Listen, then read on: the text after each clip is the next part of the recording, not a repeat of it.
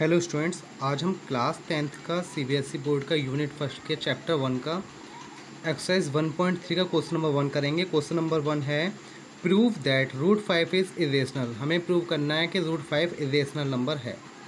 तो जब क्वेश्चन ने कहा है हम रूट 5 इज़ इरेशनल नंबर, ये प्रूव करना है, तो हम क्या करेंगे, हम मानेंगे कि रूट 5 जो है रेशनल नंबर है। इस समय हमने माना कि रूट 5 जो है रेशनल नंबर है, और rational number always p upon q की फॉर्म में होता है। तो हमने ले लिया root 5 equal to p upon q, क्योंकि हमारा rational number p upon q की फॉर्म में होता है, और पी और क्यू जो नंबर हैं वो कोप्राइम है। Q is not equal to zero, q जो हमारा जीरो भी नहीं हो सकता, तो हमने ये ले लिया, कर लिया। अब क्या करा, हमने स्क्वायर करी बोथ साइड। हमने जो root 5 equal to p upon q था, इसकी स्क्वायरिंग करी दोनों साइड, तो ये हो गया रूट 5 का square equal to p upon q का स्क्वायर होल स्क्वायर। तो स्क्वायर खोला तो क्या बना, रूट 5 का स्क्वायर 5, और पी का स्क्वायर पी स्क्वायर, और क्यू का स्क्वायर क्यू स्क्वायर।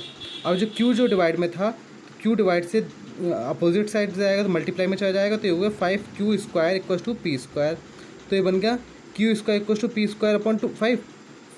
पी 5 जो था मल्टीप्लाई में था, दूसरी साइड आया डिवाइड में हो गया, तो ये बन गया इक्वेशन नंबर फर्स्ट। अब आगे हमने क्या देखा, हमें पता चला कि P square is divisible by 5, क्योंकि पी स्क्वायर अपॉन 5 है, यानी पी स्क्वायर जो 5 से डिविजिबल है, इसलिए पी जो है पी भी 5 से डिविजिबल होगा, पी भी 5 से डिविजिबल होगा। फॉर एग्ज़ाम्पल हमसे कहा जाए कि अगर जैसे 10 है, 10 जो नंबर है हमारा 5 से डिविजिबल है, 5 से डिविजिबल है, तो कितना आएगा 2। तो अगर हम क्या करें कि अगर 10 का स्क्वायर कर दें तो वो भी तो 5 से डिविजिबल होगा। 10 का स्क्वायर कितना हुआ 100, 100 भी 5 से डिविजिबल होगा। मीन्स ये है, अगर 10 का स्क्वायर यानी कि अगर हमारा 15 है, 15 का स्क्वायर अगर 5 से डिविजिबल है तो 15 भी 5 से डिविजिबल होगा।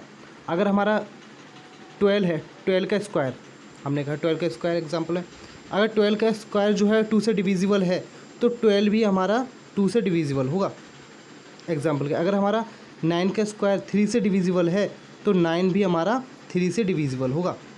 ये आप देख सकते हैं डिविजिबल होगा। तो हम चलते हैं अपने क्वेश्चन पे। जब ये डिविजिबल होगा तो हमें नहीं पता है कि कहाँ तक डिविजिबल होगा। हमने माना कि ए तक डिविजिबल होगा, 5 के साथ मल्टीपल में 1 हो, 2 हो, 3 हो, कहीं तक भी हो, ठीक है। तो हमने माना ये ए तक डिविजिबल होगा, ठीक है। तो हमने क्या करा, अब पी इक्वल टू 5 ए आ गया तो पुट कर दिया इक्वेशन नंबर 1 में। हमारी इक्वेशन नंबर 1 क्या आई थी, q square equal to p square upon 5। तो पी की वैल्यू 5a जो है वो इक्वेशन 1 में पुट कर दी, तो 1 में पुट करी तो 1 क्या थी, q square equal to p square upon 5a। तो अब हम यहाँ देख रहे हैं कि जो हमारा ये वैल्यू है 5a जो है हमारा, ये यहाँ पुट कर दिया, ये जो इक्वेशन थी इसमें इसे पुट कर दिया, तो ये आ गया 5a स्क्वायर। तो यानी 5a का स्क्वायर कितना हो, 25a स्क्वायर, 5 का 5 रहा क्यू स्क्वायर, 5 से इसका डिवाइड देंगे, 5 1 जा 5, 5 5 25, तो क्या बचा q square equal to 5a square. तो जो यहाँ 5 डिवाइड मल्टीप्लाई में था, दूसरी साइड के डिवाइड में चला जाएगा, तो यानी q square upon 5 equal to a square हो जाएगा। तो हम कह सकते हैं कि q square is divisible by 5, तो क्यू स्क्वायर भी 5 से डिविजिबल होगा, ये 5 आ रहा है। तो जब क्यू स्क्वायर डिविजिबल है तो क्या होगा, क्यू भी डिविजिबल होगा 5 से, ठीक है। अब देखिए आगे, जब क्यू स्क्वायर भी डिविजिबल होगा तो क्या हुआ कि पी और क्यू के दोनों के फैक्टर जो है, कॉमन फैक्टर क्या है 5 है, यानी क्यू भी 5 से डिविजिबल है और पी भी 5 से डिविजिबल है। जब पी और क्यू दोनों 5 से डिविजिबल हैं, दोनों के कॉमन फैक्टर हैं 5 आ रहे हैं, तो क्या हुआ कि हमने माना था पी और क्यू को प्राइम है, तो लेकिन हमारी जो कॉन्ट्राडिक्ट थी, जो हमने माना था वो गलत था। तो हम लिख सकते हैं इसमें therefore p and q have at least 5 as a common factor, but लेकिन द कॉन्ट्राडिक्ट द फैक्ट, जो हमने माना था, जो फैक्ट माना था, कॉन्ट्राडिक्ट किया था, वो पी और क्यू वो प्राइम था।